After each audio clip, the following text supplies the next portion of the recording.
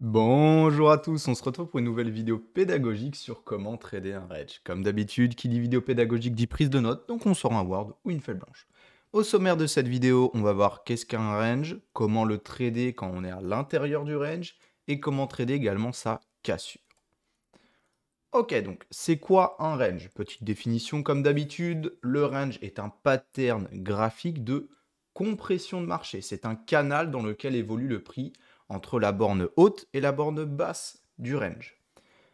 On va voir également comment valider un range. Donc on voit ici un range, on a la borne haute du range, on a la borne basse du range et on a également le milieu du range, qui est un niveau très important. Ok, un range sera validé à partir du moment où vous pourrez connecter 4 points avec 2 sommets et 2 lots de creux. À partir du moment où le range est validé, il ne doit pas, excusez-moi, y avoir de clôture en corps de bougie aux extrémités du range. Sinon, cela signifie il va y avoir une sortie de range. Le milieu du range est très important, c'est une zone de point pivot et va avoir des réactions. C'est également un niveau à prendre en compte pour permettre une bonne validité du range. Plus le milieu du range a fait de réactions, plus on sait que le range va être valide et va durer dans le temps. Donc on voit ici, première touche du range. On voit qu'on est parti vers le bas, ok.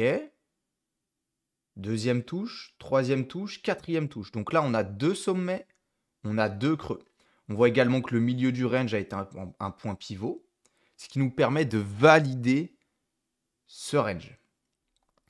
Le range va être tracé de manière à ce que le plus de points se connectent par rapport à la borne haute et à la borne basse. On va voir maintenant comment trader l'intérieur de ce range. À partir du moment où vous validez le range avec le 4e point de contact, vous pouvez commencer à le trader. Il n'y a rien de plus simple, on longue le bas du range et on short le haut du range. Je vais vous donner quelques astuces pour optimiser votre trading justement pendant ces phases de range. Comme on a vu dans la vidéo sur les liquidités de marché, le marché va créer des phases de compression pour créer de la liquidité pour finir par continuer la tendance quand elle aura prise ses liquidités. Et c'est dans ce genre de phase où vous allez souvent voir des ranges. Également, je vous invite à aller voir ma vidéo sur les volume profile, qui est également un outil très pertinent pour trader les phases de compression avec la value area low, le POC et la value area high. Ici, nous avons un range qui était en tendance haussière. Quand on va long le bas du range, on va placer son stop loss au low précédent. S'il n'y a pas de low ou de high pertinent, je place mon SL de manière à avoir un RR de 2 pour 1. Par exemple, ici, on était dans un range qui était en tendance haussière. Donc, quand on prend des trades dans le range à l'inverse de la tendance, c'est souvent là qu'on ne va pas avoir de stop loss pertinent à mettre par rapport à un low ou un high. Donc, on va le mettre de manière arbitraire pour avoir un 2 pour 1. Un petit peu comme j'ai fait ici. Également, pourquoi? Parce que dans ce genre de contexte, il y a beaucoup de SFP, Swing Failure Pattern, également la vidéo que je vous ai faite sur le sujet. On voit ici, on a eu une première mèche, un SFP, c'est parti, on a eu un deuxième et on a eu un troisième. Donc vous voyez, si on mettait notre stop loss au niveau du high précédent, bah, on se faisait baiser presque à chaque fois. C'est pour ça que c'est plus pertinent de mettre un stop loss un petit peu arbitraire, mais un stop loss qui permet quand même d'avoir un RR de 2 pour 1. Donc en termes de gestion du risque, c'est très cohérent. Pour le take profit dans un range, c'est 50% au milieu du range et 50% à l'extrémité du range. Il va arriver que le prix réagisse fortement sur le milieu du range. Quand c'est le cas, comme le trade qu'on a eu ici, le prix, on rentre sur notre trade, vient chercher le milieu du range, on prend profit à 50%. Quand le prix revient, pas besoin de clôturer à break-even, vous pouvez rajouter les 50%. Excusez-moi. Vous pouvez rajouter les 50% que vous avez pris profit sur le milieu du range quand on vient retester la borne du range. Toujours, donc là, c'était en contre-tendance par rapport à cette tendance haussière, donc avec un stop loss arbitraire, avec un RR de 2 pour 1. Également pour les trades à l'intérieur du range qui sont dans la tendance.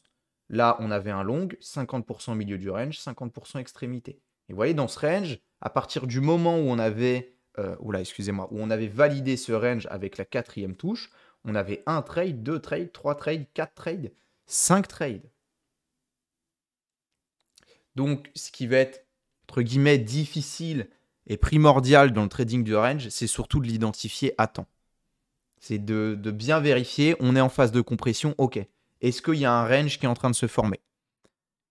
Et après, on n'a plus qu'à le trader, pattern assez simple. Attention, bien évidemment, on ne prédit pas l'avenir, donc on n'essaye pas de prédire quand est-ce qu'on va casser le range, quand est-ce qu'on va sortir de ce range. On n'en sait rien, alors on le trade. Tant qu'il n'est pas cassé avec une clôture, excusez-moi, en corps de bougie hors des extrémités, que ce soit borne haute ou borne basse, on continue à trader le range. C'est une source de PNL également très très stable, hein. Vraiment, les ranges, une fois que c'est identifié et que c'est tradé de manière efficace, c'est du cash assez facilement fait. Ok, on va passer à comment trader la cassure d'un range. Comment également valider la cassure d'un range. Pour trader la cassure d'un range, excusez-moi, j'ai du mal, vous voulez voir une clôture en corps de bougie à l'extrémité d'une borne du range avec une augmentation du volume. Ici, on a une clôture en corps de bougie au-dessus de la borne haute avec une augmentation du volume. Donc, l'entrée du trade va se faire à partir du moment où on a clôturé en corps de bougie au-dessus du range. Dans ce genre de contexte, j'essaye de rentrer toujours un maximum en ordre limite. Si je vois que ça a du mal à être fill sur mon ordre, je me fais pas chier, je rentre en ordre market parce que ça arrive souvent quand on break un range que ça parte très très fort. Un petit peu comme les SFP. Parce que ça met tellement du temps souvent à être break les ranges qu'à partir du moment où c'est break, bah, ça part très très fort dans le sens du break. Donc, comment on va mettre son stop loss? On va se mettre son stop loss par rapport au low ou au high précédent. Le take profit, très basique, ça va être l'extension 1 pour 1 du range. Principe de symétrie de marché, AB égale CD. C'est-à-dire qu'on va se reporter l'écart du range pour le remettre à la cassure et on va take profit au niveau du 1 pour 1. PS, ici le graphe est en 30 minutes. J'attends donc une clôture en 30 minutes en corps de bougie. Attention à ne pas zoomer. Si vous placez un range et que vous le placez en 30 minutes et que vous voyez qu'il n'y a pas de clôture en corps de bougie à l'extrémité, pour valider une cassure, on attend une cassure en 30 minutes. On ne va pas regarder en 5 minutes. Attention, erreur trop souvent faite, de faire une analyse sur une unité de temps, puis après aller zoomer et penser qu'il y a une cassure et au final on se fait baiser. Comme ici, il y a eu. Là, c'est en 30 minutes, mais en 5 minutes, il y a eu des clôtures en corps de bougie. Donc, on aurait pu se dire, oh putain, cassure. Surtout qu'il y a eu une augmentation du volume. Donc, on avait un des deux principes pour confirmer une cassure. Donc, attention. On confirme bien la cassure avec une clôture de corps de bougie, une augmentation du volume, et la clôture de corps de bougie doit être dans l'unité de temps dans laquelle vous avez fait votre analyse. Voilà pour le trading de range, que ce soit à l'intérieur ou à la cassure du range. Comme d'habitude, si vous avez pris de la valeur, voilà, le petit like, le petit commentaire, ça m'occupe quand je suis aux toilettes. Merci de votre écoute et je vous souhaite à tous une très bonne journée.